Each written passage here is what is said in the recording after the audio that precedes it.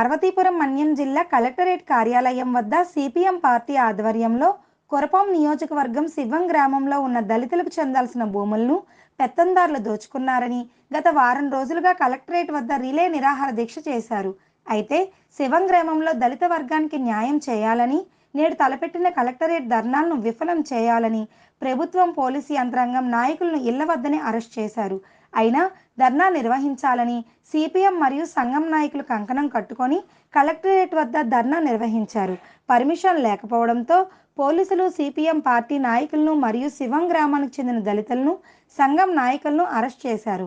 అయితే బాధితులతో పార్వతీపురం ఆర్టీఓ హేమలత శివం బాధితులతో మాట్లాడి సమస్య పరిష్కారం చేసే విధంగా చేస్తామని హామీ ఇచ్చారు.